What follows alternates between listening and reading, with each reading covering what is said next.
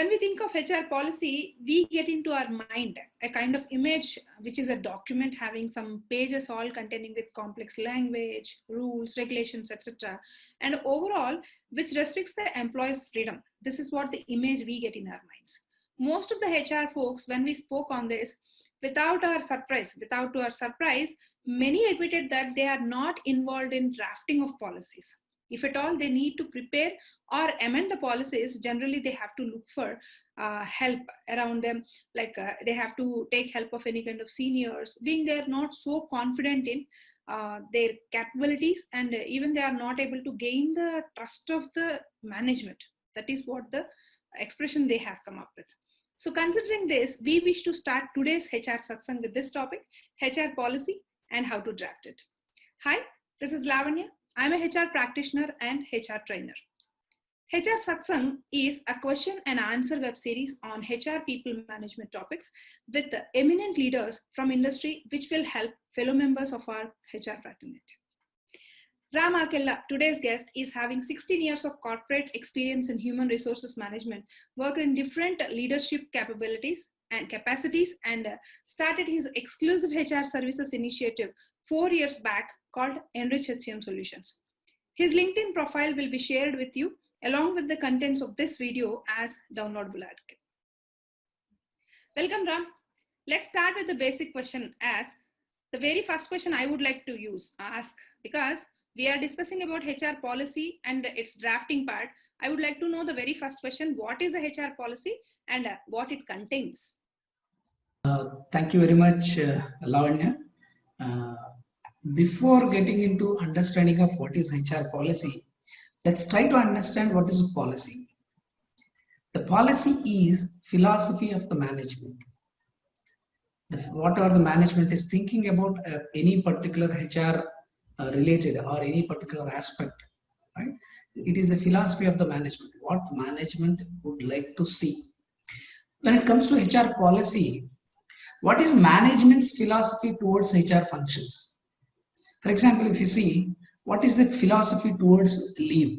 You may call it as a leave policy. So what is the philosophy of the management? Management would like to give some kind of a work-life balance to its employees. That is the ultimate philosophy or the objective or goal with which they would like to go for that. Whatever the respective aspects of the guidelines or mode of conducting things or procedures that we take up, will try to achieve that particular philosophy or that particular objective is to bring the balance of work life. So whatever the changes that you bring in, what kind of leaves that you will propose for, what kind of payments that you will give, leave encashments, whatever that you offer for, different kinds of benefits that you will show up, or any restrictions that you create to, right? All these things that you will uniquely make it out, that comprises of a policy. So HR policy means it is a philosophy of the management towards the people actually. When it comes to what it contains all the work schedules, it contains the office related matters, it contains the leave related, shift related details, right? What is the conduct of the employees, how it needs to be, and different kinds of HR functions, how they need to move forward. That is what the total policy contains towards, right?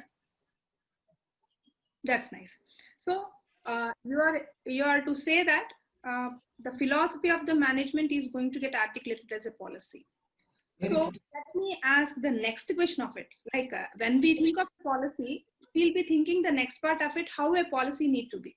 So I would like to know what is the framework, what is the HR policy framework, and how it looks like. This is definitely a very important thing actually to address this. It contains all the HR related philosophies and other informations. It contains all the details of the how employee life cycle runs in an organization. That's what we would like to reflect towards that. And this is the guidelines or the frame of reference we'll put it across in the total policy document. So when it comes to the framework part of it, when we talk about the framework, how a policy need to be, it has a certain categories of the information which you need to put it across. Then it will be termed as a policy. Especially when it comes to HR policy, we talk about first thing that we need to have an objective. The number one thing is objective. So what is the objective of this particular policy? As I told you, that leave policy. When it comes to attendance policy, it is to instill the discipline inside the organization so that everybody can come and contribute and put their efforts in terms of time so that they can achieve whatever the goals of the organization part. So that is how the objective that needs to be taken. If you take performance, so performance management policy, how it needs to be. The objective of the PMS policy of an organization can be to get the maximum benefit or optimum performance out of every individual and helping them and to facilitate with the organization culture. Right? These things will enable the person to perform and to give his best of the output. So that is the objective that we can set. So for everything, learning and development, for the compensation benefits, for the business travel policy, whatever employees benefits policies that you're talking about, right? All those things, whatever that you're talking about as a policy, right? It's a bunch of policies put together, it becomes a HR policy. Right? Whether HR is many people will ask me further to that also, HR is a one policy or many policies, right? It is a policy, it is a doctrine, it is a philosophy of the management towards people management all put together. But when it's reflected towards the different HR functions, it seems to be different policies. Okay, these are all part and parcel of the total policy, HR policy. But these are all the sub documents, you can say, all put together at once that can be termed as. There is nothing to worry about whether it is a policy or policies or something. We need not debate on that. So after the objective part of it, we need to think about the scope, because different kinds of in different industries, different kinds of employment engagements can happen.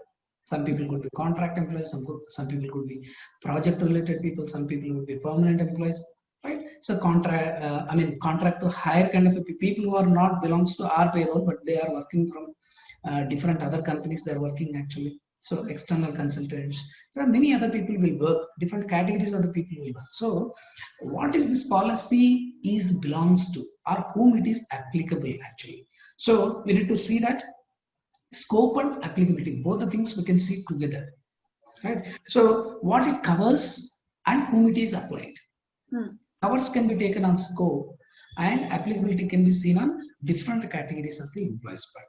Then comes the major part is the guidelines. Once these three things were being defined, these are all small things, bits and pieces will come into that, and the entire guidelines will come. How it goes with, right? We are not going to talk about the entire the process of. We are not going to discuss the process of it. Right. That comes under SOPs. We'll discuss that separately.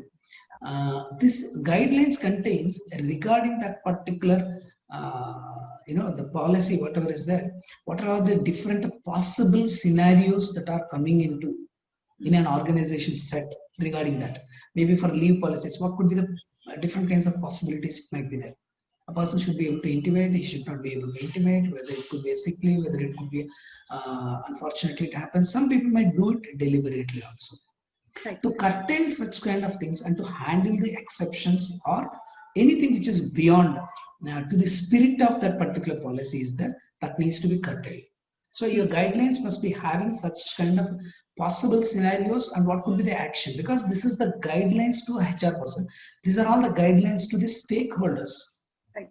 So those people should be able to understand these guidelines and should be able to come out of that. So exceptions that we'll put it across and also guidelines will give it. We are not going to write what is the process it might happen. Process comes under the procedural activities for each and every process. How to handle the leave policy, what happens, who is the authority, where these leaves can be tracked and what can happen towards those things. The process will come into the procedural documents, right? Which might be in many companies, which might be an extension to the policy document. Policy is different, procedure is different. Sometimes both put together, the people will put it across. But my experience and the best practice, what I would suggest is have a policy document separately to reflect your intent and kind of it needs to be like a guidance document kind of thing, and procedure which you can write it down. The procedure can change anytime. right? According to your things. Suppose you have written a manual kind of thing. Suddenly the systems have automation has taken place. Immediately your procedure will change, but your guidelines doesn't change. Right. Your policy doesn't change into that, right? So that is the big difference that we can talk about. So this is how the policy framework that needs to be there. Okay. So you mean to say that whenever we are defining a policy, these are the different things you have told that are to be included. But at the same time, we are not going to focus on the minutest things that whatever we are going to take care during the process kind of things. It will address it separately in SOPs. Right. So procedure is different, policy is different. Policy guides, policy directs, right? Okay. Procedure talks about a stepwise activity that a person who is responsible for that particular activity will take care of. That provides, what I can say, it provides I can say guidance or a result-oriented steps what he can take. Right. Right. That itself provides that. Yes. That's great. So every policy, as you said, there is a scope and applicability under which people will come, or who are the stakeholders according to that policy. But in general, when we speak about HR policy, whom in general it is intended for, why organizations will be preparing these HR policies to address whom, or who comes under this vicinity? Right. It's a really good question. But I can say I'll call them as the stakeholders for this policy. Yes, Kevin. The HR policy stakeholder could be all the people comes under the who are working under the umbrella of organization, who are getting affected because of that, will come into that. Precisely, if we can say employees, obvious. First thing is. Second thing is the management, because management is deciding about it, and management is getting the results out of that. So that's where it comes. The management is one of the stakeholders. Another thing is the managers who are managing the teams, where they have to supervise the people in all these areas of activities. HR people will come into picture. Right? So all these people will come, and especially this, in light of this stakeholders point, I would like to bring out another point is it is an internal document. Right. It is to be referred by the people whom it is applicable for. So all the people of this organization or of a particular organization, those people will be the stakeholders for this, and this needs to be as a reference material or as a reference point actually for any kind of a questions or any kind of a conflict or wherever they are going, actually they should be able to refer towards that. Then all the stakeholders will get a chance actually to refer that whenever there is a decision or any point of reference they would like to take it, they should be able to refer the that entire policy. It's like a doctrine. It's an internal usage. It's not for external party. Do you mean to say that it should be kept as a confidential one for the employees and the management of the organization only? It should not be revealed to the external world? No, documentation has a different kind of stages. There is a confidentiality. The record sets or categories will be different in the organization. If we go through the ISO, Information Security Management Systems, ISMS, people generally call it as, which talks about the confidentiality, availability, right?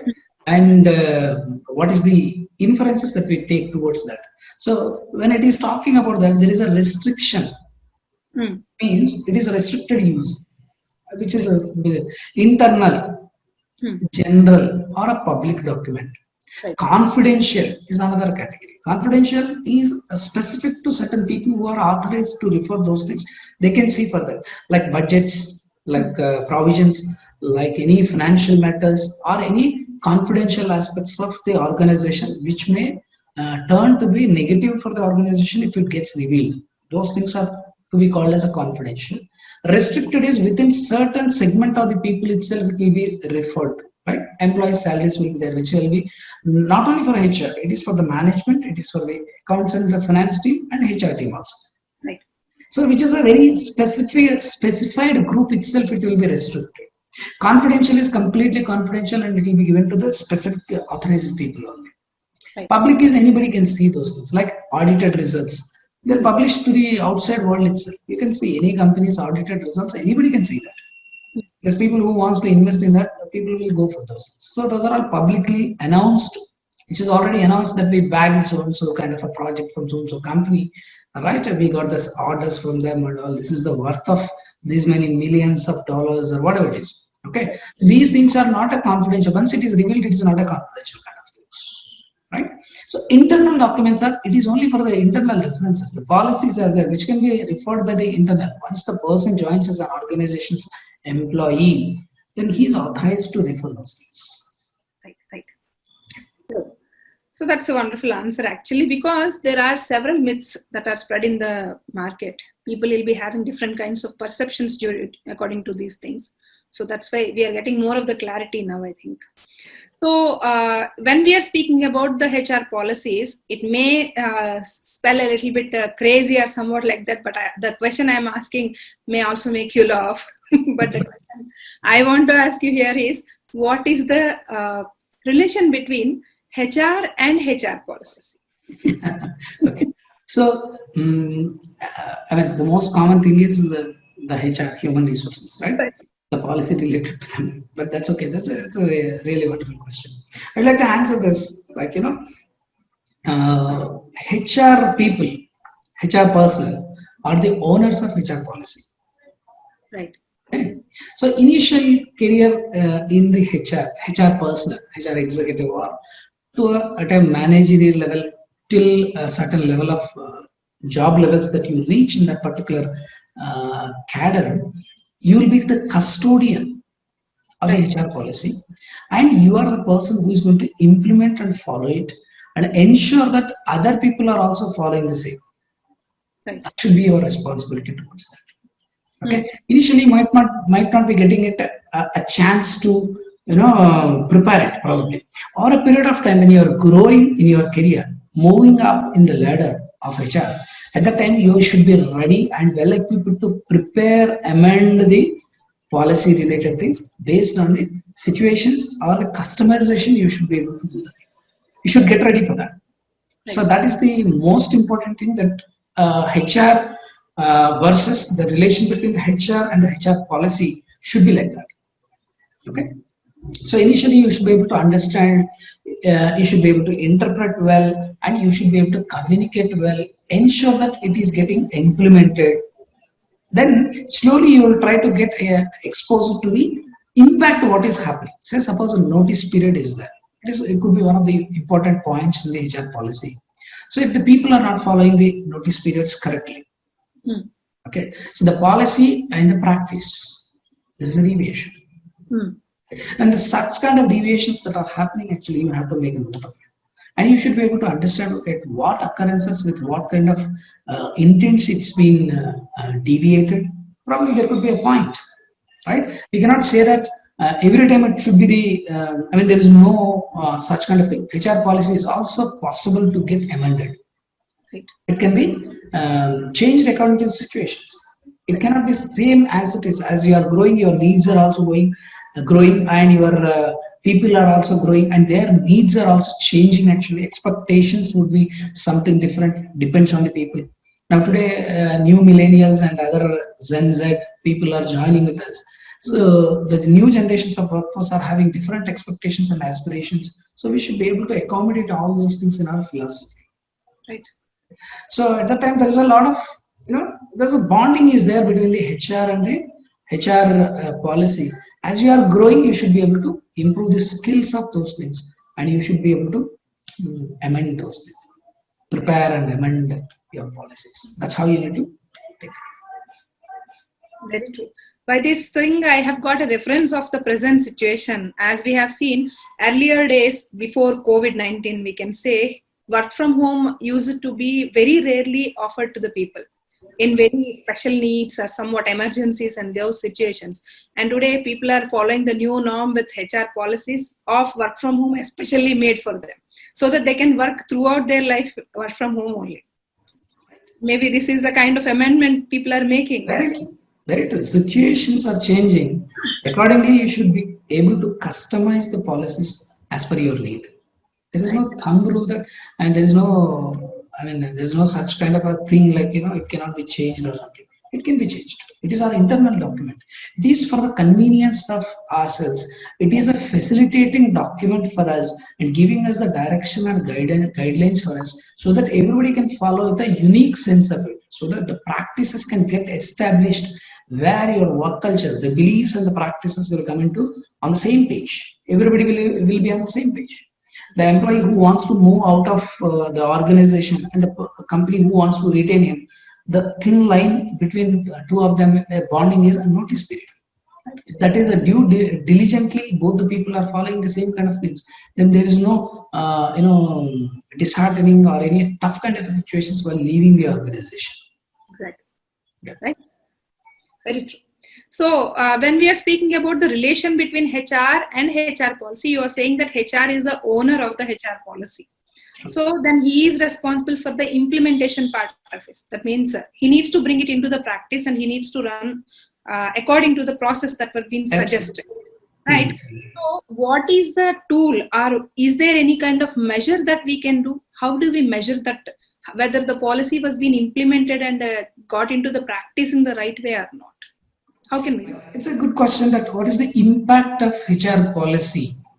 Right. So to measure the impact of policy, the best thing that we get is what is the calibration, or what is the tool through which we should be, what is the indicator through which we would like to know that, is it just a policy which is there in the which is there in the website, or which is there in the books actually?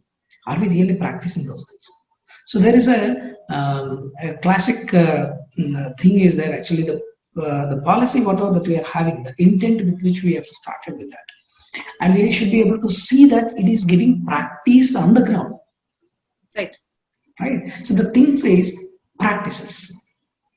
How do we know the practices? If the things are going fine as per that, you should not be able to, I mean, you may not be able to do gauge those things. As long as your body temperature is going very fine, there's nothing as such. If the body temperature is increasing and the deviation that happens to you, then there requires actually a diagnosis and where what happened actually. So deviations in terms of implementing the policies, what could be the deviations? Make a note of those things. That is the occurrence point where we can see that what is the impact of a HR policy, what is happening. Okay, it is negatively how it is impacting the things, right? Positive impacts also we can see that, and there are manifestations are not direct, right? People will retain with you, people will stay with you for longer times. It could be one of the reasons. Right? There might be a benefits or something else, some salaries are as per the market, or company is growing, or the branding is very good, or different other reasons also will be there for them to, to retain those things. So positive impact you cannot gauge only with these things, but a negative impact can be easily find it out what is the reason why the people are leaving. So one of the manifestations that you can see, the deviations, or the people attrition is increasing. Right? People are not able to follow the policies, whatever we are saying. Probably people might be having some kind of a non-clarity. Right. Just not been, I mean, if they refer into the HR policy, they might not have got any reference towards it. Then what they need to do? Okay. There's an emergency leave is there. I didn't accommodate it anything. If I'm sick, that's okay. I'm not sick. Right? My family member is sick. I need to take a leave. In which category that I need to take it? What it is saying. So if you are accommodating, probably generally people will put it across casual leave or something else, whatever the category they would like to define it. Right? So such kind of things that needs to be defined. So at that time, any such kind of deviations that are happening, you should be able to capture that, and you should be able to make a note of it. That is the point at which we can measure the calibration of the particular impact of HR policy, whether it is going in a right or left. First thing is. Second thing, how do you find it out is, you can see, conduct some kind of a service. Okay, you can check it out.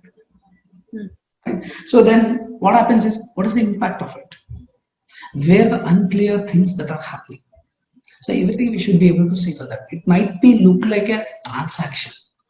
In an employee's life cycle, it seems to be only a transaction between the employee and the manager, or employee to the organization, or something, whatever it is there. But HR needs to understand it's a true interpretation in a right way, and should be able to see that where is this reference point is there in the policy. Always you need to refer. Always you need to have to understand those things. Then it goes well. So for HR person, I mean, earlier question also we have seen that what is the relation between HR and HR policy? So it's like a Bible for the Bible or Gita or Right.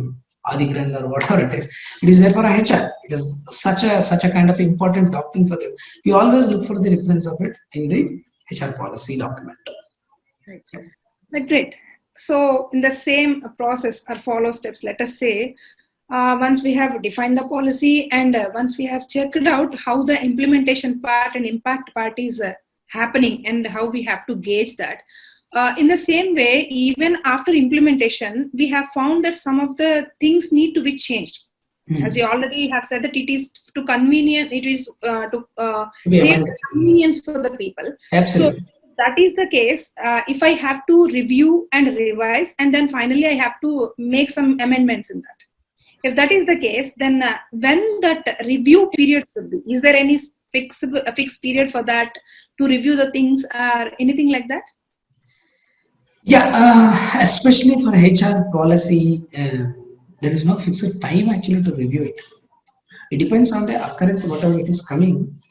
Suppose we got a hurdle is there, and we found that there is something happened to us. Chot lagi hui. Then absolutely it is the time for you to review that.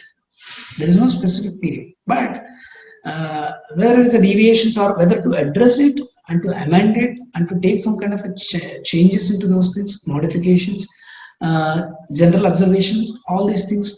Generally, what is the practice that without having any specific occurrences, in general also where we have to review it is, in general, it is a 6 months is the best time to look into that. Okay, we generally call it as HR audits. The process can be as an HR audit that we should be able to have those things. We from Enrich, what we do is we suggest to our clients to have the HR audits. I mean, it depends on the organization's growth stage where it is. If it is a very turbulent stage and it is growing and more amount of implementations that are there, so many confusions which are prevailing into those things, a lot of deviations that are happening. We suggest that every quarter that you need to look into that, review it, and then amend whatever that is required for wherever it is. Or otherwise, every 6 months, just have a look at it, have a review. Right? So that process will give you. It is an extension to the previous question that what is the impact it is creating, how do we calculate, and another thing is subsequently we can see that what is the review that we should be able to do that. Right, so impact is needs to be made it effective as well, effective in a positive sense, positive impact that needs to create it. And then when it comes to the review part of it, it is always better to go for every 6 months at least to look into those things. Right. So now you have told that we have to review the policy periodically, even after 6 months once. If we can review that and make the amendments, whatever are needed, that would be much more useful for the present situation, what is happening. So while establishing all these things, like we have prepared the policy, we have come up with the process, as well as we have started implementing that, and that means we have make it into the practice. So what is the relation between these two? What is the link between these three? Policy, process, and practice. Yeah. It's really a wonderful question. Actually, there is a strong link between the philosophy or the policy, the procedure, whatever that we are going to follow, step by step kind of things, and the practice. Right? Policy is a document which is a philosophy. Procedure is also listed stepwise, so that you can check back and more clarity will get you. You will get it actually. So what is that is to be done by the HR personnel who is handling that particular activity. The person will get a complete guidance towards a step-by-step process. What is the next I need to do? Next, what is the next step that I need to take? Right? One after the other, the person will get a clarity towards a step-by-step approach. That will be there in the procedure. The practice is it's a real action. Right? So there is a strong link. What is that you are believing in that? What is that you would like to act on those things? And what is that is you are practicing over a period of time? Because the practice itself creates a uniqueness towards that. For every employee or for a set of employees for a particular period, you are following a similar kind of things. You are establishing a culture. You are establishing a similar patterns or practice so that the uniqueness will come and people will have trust towards those things. Exactly. So these things will get profounded. Whenever you are going for any kind of a process, the process needs to get profound. That is the most important thing which we need to look into that. So these three things cannot be de-aligned. These are all interrelated to each other. The policy, which talks about the guidelines and which provides the direction. The process, which is a stepwise approach, what you are supposed to do. And the practice, whatever that you are doing, any deviations that are coming into that. So these three things that we are having well versed with those things and having a log of deviations and other things.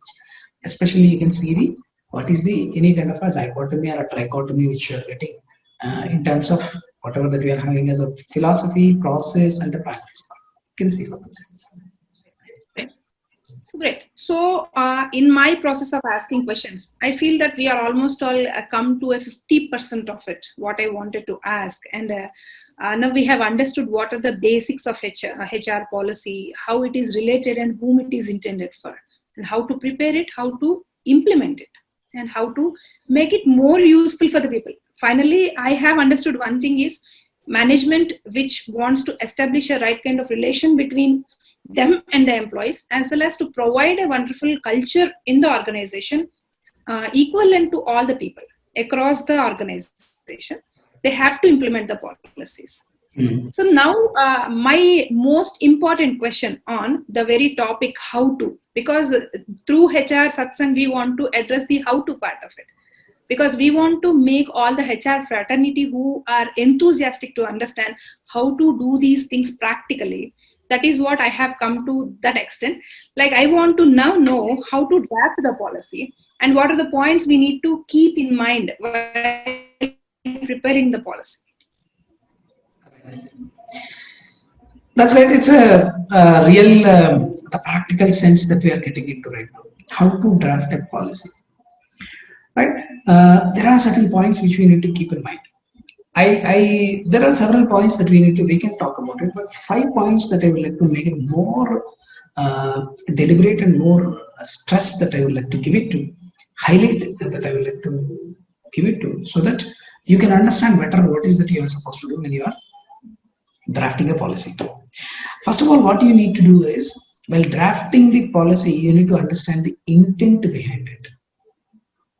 It's coming out as we know the framework, right? Objective that we need to take, a scope and applicability, then guidelines that we are supposed to take care of. The objective part, whatever that we are talking about, is real reflection of the intent, real intent of the management, real intent of the purpose of that particular policy or the area that we are addressing in terms of the HR functions.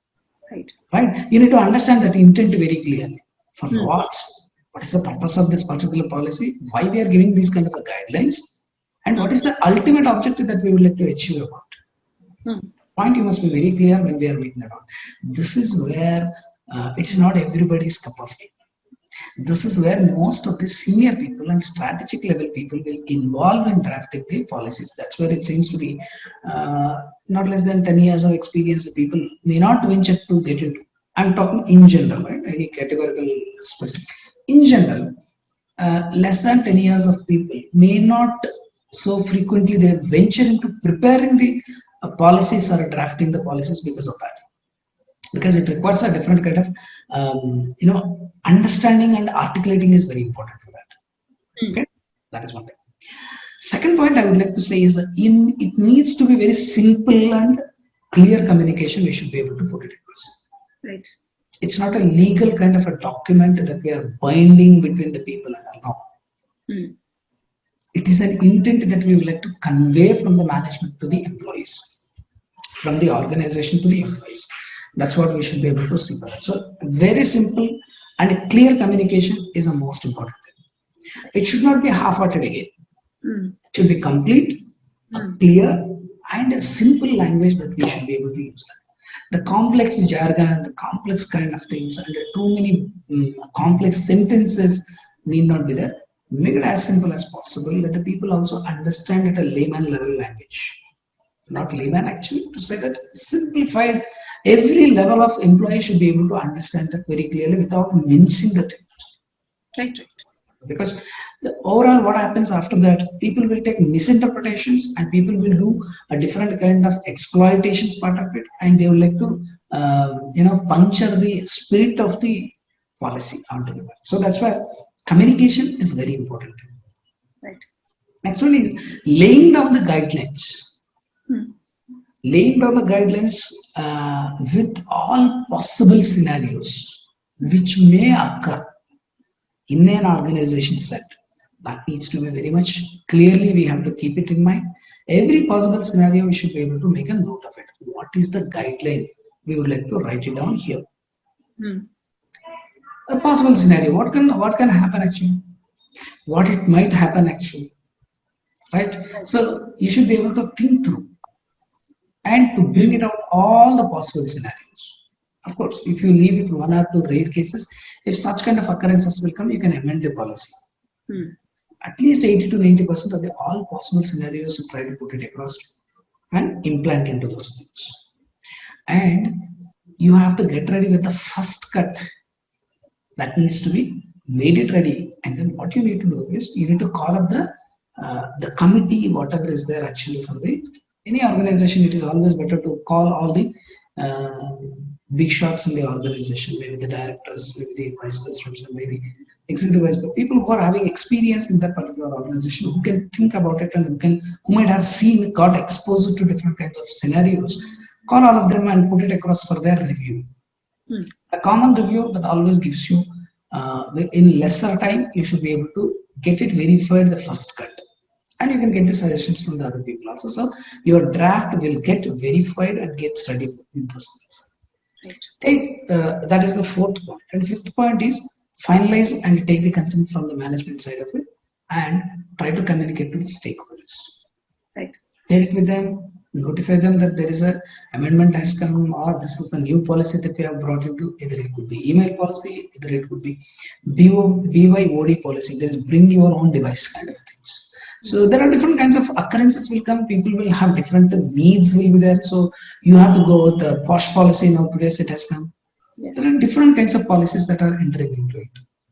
Okay. So all these, the communications that we should be able to make it out, because the success of any particular HR policy lies in the effective way of communication of the HR people. It is directly proportional to that. You might have done a fantastic drafting that you might have brought into, but still if you are not able to communicate well, right, it loses its spirit.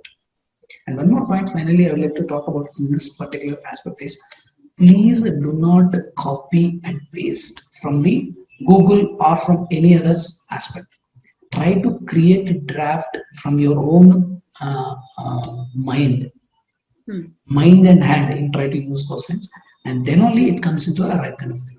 What happens if we copy paste? Things will happen very fast. So why should we worry about all these things? But it is understand one, HR policies are very customizable and very much it needs to suit the environment of that particular organization. Without understanding the organization also, you cannot do that. As well, you cannot bring it somebody else's and you will try to implement those things, and well, it doesn't fit you. It should be tailor-made. You cannot have your father's shirt, right? It doesn't fit you. Right. You have to have your own kind of things. So you have to tailor-made your own kind of things on that. Do not do any kind of a copy-paste work. Right. So that is what I would like to say upon how to draft the points that needs to be kept in mind while drafting the policy. Right. So this is a wonderful insight for people. Actually, these are the different things they need to keep in mind while preparing or drafting the policy. But before that, where we have already mentioned that in the starting itself, that most of the HR people aren't able to gain the trust of the management because of their lower confidence, or maybe management is not having right kind of confidence on these people's abilities. Because drafting a policy is not such an easy case, as we already have discussed here. You told that it's a senior who can visualize, who have an experience, who has gone through all these situations, as well as who can visualize all the things that can happen, whether they might be odds or might be positives events. So whatever it is, that kind of seniority is needed. So nobody can have that kind of seniority, but certain organizations definitely need policies where they need to make their HR people prepare these policies. And you already have suggested that they don't have to copy these things because it is not going to fit for that. So if I have to prepare a policy as a junior HR or maybe a little experienced HR, if such HR is there, what is that you suggest for them? Which kind of skills they need to practice or have so that they can gain the trust from their management that they are capable of doing those things? Right. You meant to say that what kind of skills that are required to draft a policy, right? Precisely, that is what is the question, right? Yeah. First of all, I would say answer this question in a way. People need to have a wonderful interpretation skills are important, because that provides the insight for the people to what to draft. Because the interpretation is the most important ability, that cognitive ability is there within the people. Once the person who is writing those things, what kind of thought process or what kind of understanding gets invoked in the reader's mind, right, audience mind, that is the most important thing. That's where the interpersonal skills, interpretation skills are very important, and articulation skills, which is there in your mind about you would like to do like this and people needs to be like this and people have to behave like this and this is acceptable, this is not acceptable. Over a period of time, this might work, this might not work. There are many things that are there abstract in the minds of the people. But they need a person who can articulate them and brings out to be as a very clearly, categorically, they should be able to put it across. Right? So for which you need to have a articulation skills are very important for us. So anything that you know, you should be able to put it into the words, bringing out the right kind of a meaning without deviating the meaning of it. You should be able to put it across to the people. That's the most important thing. Both sides, this articulation is also having two kinds of things. One is a very precisely that you should be able to tell, as well comprehension. I mean, comprehensively also you should be able to make it out. Wherever that is required to make it detailed, you should be able to say that. You should be able to put it across where it is precisely we need to put. Sometimes what happens is you are overwriting, explaining about a particular point. You are losing the very spirit of it, and you might be confusing the reader. Right. Or the stakeholder. So, in a effort to, right, to bring, in an effort to explain it more, we should not confuse more. Right. So there should be some right kind of a dosage in terms of the articulation. Articulation that needs to be there in a perfect way. What is that you would like to, the abstract mind that needs to be put it across to in terms of the words, and should be able to present it to the people. And you should have one more cognitive skill, that is the internal latent skill, which needs to work with your conscious and subconscious minds, is the extension of thought process into future. You should be able to visualize the things. You should be able to get all possible scenarios. This is why the people, junior people doesn't come into this and senior people will come into this, is because of this. Because of the wide exposure that people are having, so that they can have a better visibility towards the different possibilities that might happen in a corporate or in an organization world. So that is where sometimes it need not be. Some people would be there, they need not have that much of experience and exposure, but they have a visualization skill is there. They can forethought about those things. Foresightedness is there with them, who can look into the future, can understand the scenarios, and possible scenarios can be cased. Such kind of a skill is very important. Right. These are all the three different layers of skills that are required for them in a right dosage that makes them eligible for that. And management will also give such kind of a trust to them. Because once you are having these kind of things, and when you are started articulating certain aspects, which are abstract things, you are articulating it. Whenever you are interpreting it in a right way, right? When you are able to throw some kind of a foresightedness towards the future kind of things. When management gets such kind of a nerve of whatever the skill that you are having, management obviously will have a trust on it. Okay, you have this kind of a skill, and why don't you try and write out some kind of a drafting of it? Right, right. That's how you can invoke the trust of the management also. So that's where focus on those skills whenever you want to get into the policies, procedures, or SOPs, or something else. If you would like to write it into, it is very important. Great. So showing a confidence that I can do the thing and doing the thing differs a lot, right? Very good. When it comes to implementation part, how you do it, that makes the final impact and influence. Having a mere confidence and doing it practically. Yes. Yes, obviously. So there are so many people who are speaking about, who speaks about that I know all the things and I have already learned and listened and I have that kind of experience, exposure, and you already have told that we need to have articulation skills, interpretation skills, and drafting skills, so that we can be able to prepare a policy, even though they also can gain the trust of the management by having these skills. But to get these skills, having these skills, it's a part of it. But before that, to get these skills, they need to do something, right? Because they are may not be from their birth itself. Sometimes they have to bring those skills in them. They have to practice that. So what kind of practices do you suggest so that they can become better skilled or upskilled in these things? Wonderful. Wonderful. So to get these skills, what kind of practices you need to do? So practically what you need to do is, you need to read as many policies as possible. Lay down drafted policies wherever that you get. Often these days you can get it from the internet. There is so much of stuff is there within the in the internet part of it. Try to read as many articles or as many policies as possible. Not the articles per se. You can do that. The policies itself. Try to understand them. Right. Try to understand the interpretation part of it. Try to understand what they are trying to convey to you. What is the intent they would like to convey?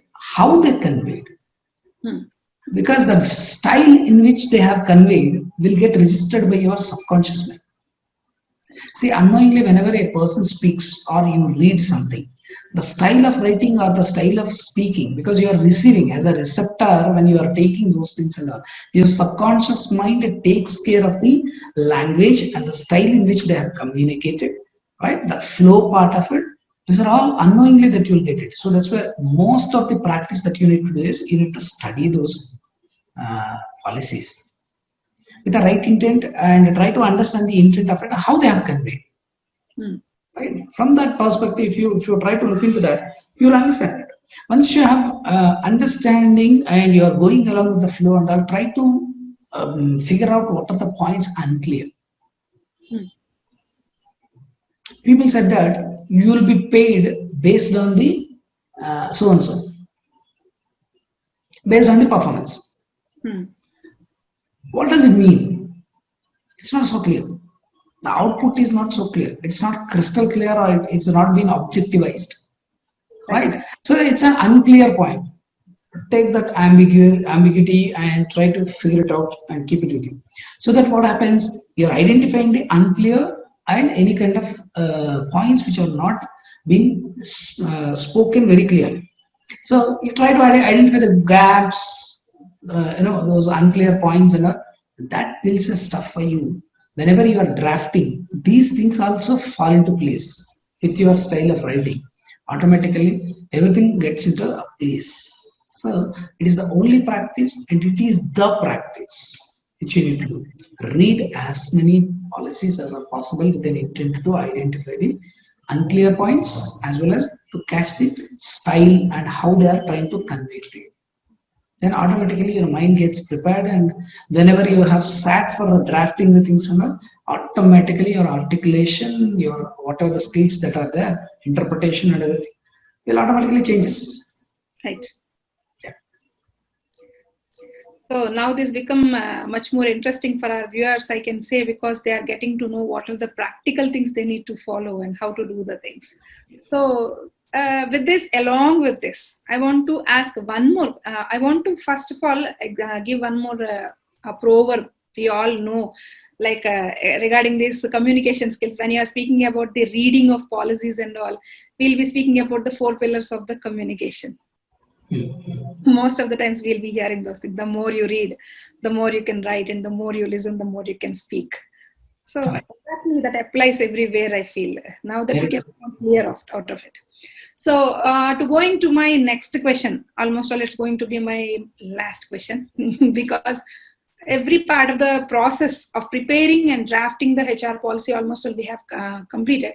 And one more thing I would like to know is, what is the best practice of making HR policy available for all stakeholders?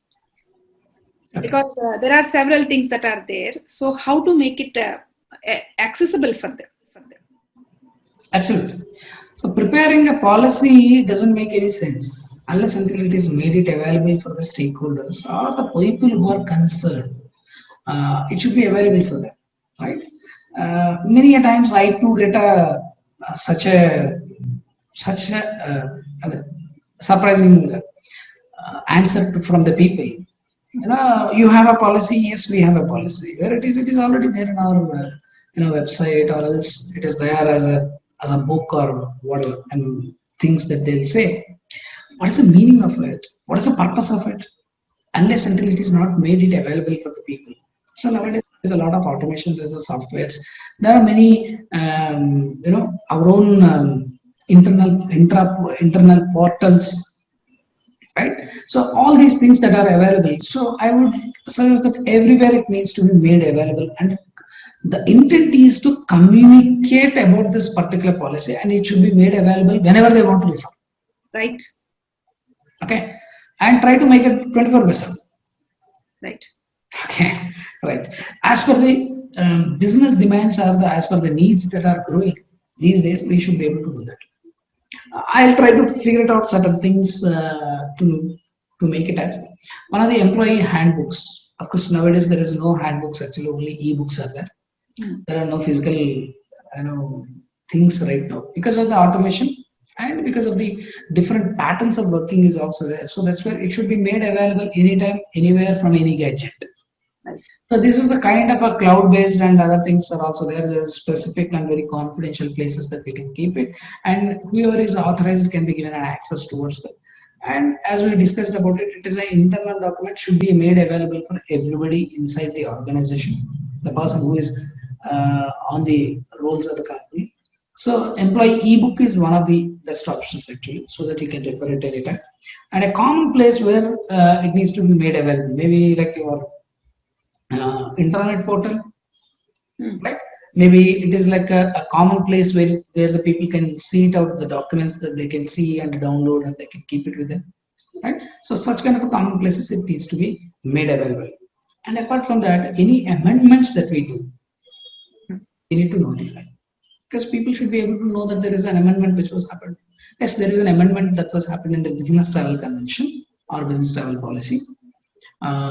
We have made changes in clause number so and so kind of things. You please refer from that. Such kind of a notification has to go to every employee of the organization, so they can see that upfront, and they'll not follow the old one. The updated, upgraded, or amended rules can start getting implemented into that once that has been notified to the people. So there should be a mechanism to be notified to the people, not only making them available. Whenever the changes that are happening, you should be able to make some notifications about it. And what I would suggest is there should be a clarification desk is also very much required. These days what happens is people can understand. People cannot understand. Even they can't understand what is the payslip and why the difference of the payslip that is coming into. Last month you got some amount, and this time you are getting another amount. So what is the difference? Most of the people are not able to figure it out what it is. They'll check it out whether the salary has come or not. But as we are having some kind of a help desk or a communication desk that we'll have, maybe such kind of a desk that needs to be run with the HR people. Whenever they get any kind of questions, they should be able to come to HR and should be able to refer it to, and needs to get the exact interpretation of it. What do you mean by this? So there should be a communication desk that we can put it across to. One is making it available, another one is notifying the amendments part of it, third one is having a communication desk and all, and the fourth one which I would like to specifically, categorically I would like to highlight is refreshing sessions that needs to happen at least twice a year, that needs to be done.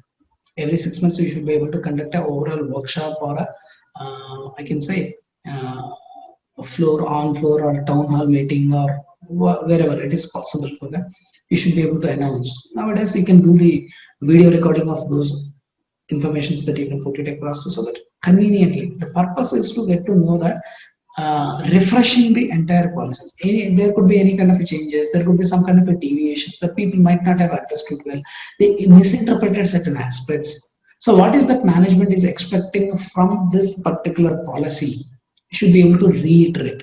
New people might be coming in. 6 months is not a small time, right? New people might have joined, old people might have left actually.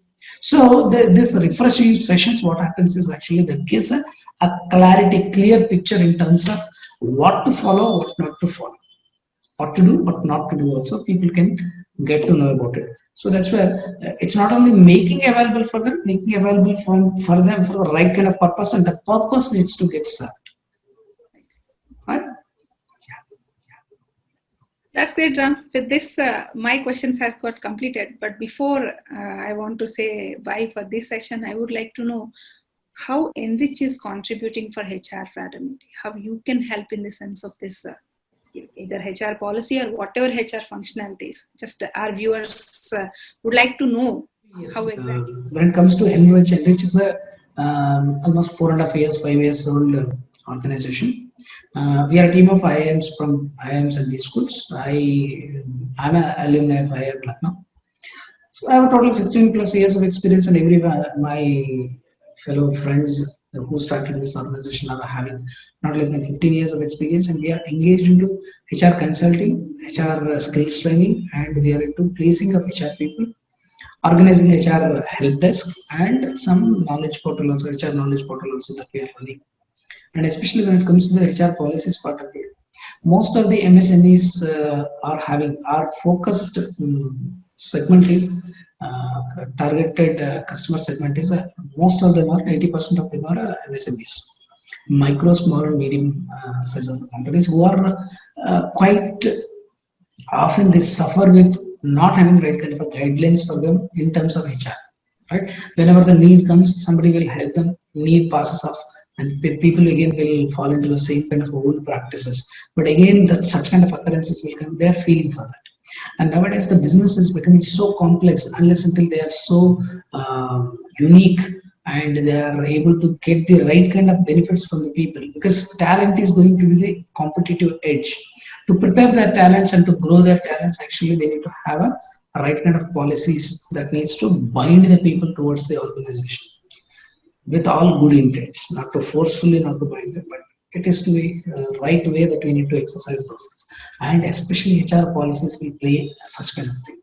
Almost we undertake the assignments such as to establish the HR departments in their organizations.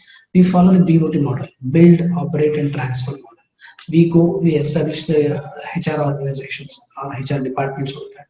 What kind of basic things that we need to have, right from the attendance and muster roll, and what is the labor compliances and other the policies that needs to be drafted, the policies, procedures, and the practices also, we define those things, right? And then we create a forms, formats, and everything that we made it ready, all the tools and the instruments, we make it ready for them.